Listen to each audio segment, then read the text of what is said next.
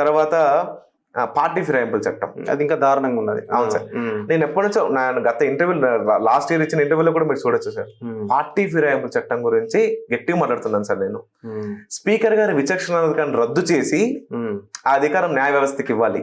Okay, ఇప్పటికీ అంటే న్యాయ వ్యవస్థ కేవలం సూచనలు సలహాలు ఇవ్వగలుగుతుంది తప్ప డైరెక్ట్ ఆదేశాలు ఇవ్వలేదు సార్. కాకపోతే జస్టిస్ నారిమన్ గారు 2020లో మణిపూర్ కేసులో జడ్జిమెంట్ ఇవ్వడం జరిగింది. 3 నెలల్లో నిర్ణయం తీసుకోవాలని. ఇంత డిలే ఎందుకు? మొన్న కూడా మన తెలంగాణలో ఒక జడ్జిమెంట్ వచ్చింది కదా, 3 months లోపు స్పీకర్ నిర్ణయం తీసుకోండి. అవును సార్, అటా ఇటా అని. నేను అనేది ఇంత డిలే ఎందుకు, ఇవంతా ఎందుకు? డైరెక్ట్ ఆ న్యాయ వ్యవస్థకి సరిపోతుంది కదా సార్.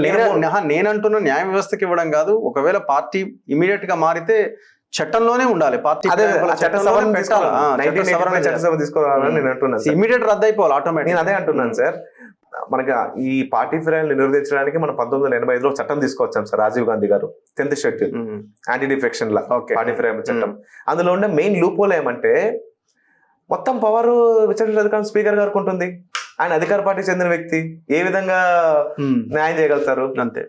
స్పీకర్ అనే పదవి చాలా అత్యున్నతమైనది సార్, జడ్జి పొజిషన్ సార్. అంతే.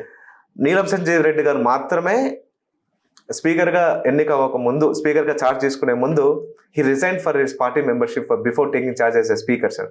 తన పార్టీ సభ్యత్వానికి రాజీనామా చేసి స్పీకర్ గా వ్యవహరించారు సార్. ఇది బ్రిటన్ లో అలానే ఉంటుంది సార్. స్పీకర్ గా ఉండే వ్యక్తి ఖచ్చితంగా పార్టీకి రాజీనామా చేస్తారు సార్. ఇంపార్షియల్ గా ఉండాలి కదా సార్ వాళ్ళు. అవును, ఇది సార్, ఇది తీసుకురావాలి. ఇంత న్యాయ వ్యవస్థకి వెళ్ళడం ఎందుకు, కోర్టుకు వెళ్ళడం డిలే ఎందుకు? పార్టీ మారడం తెలిసే వెంటనే చట్టంలో సవరణ తీసుకురావాలి, వెంటనే అయిపోవాలి. అంత దమ్ము ఉంటే నువ్వు రాజీనామా చేసి ప్రజా తీర్పుకి వెళ్ళొచ్చు కదా.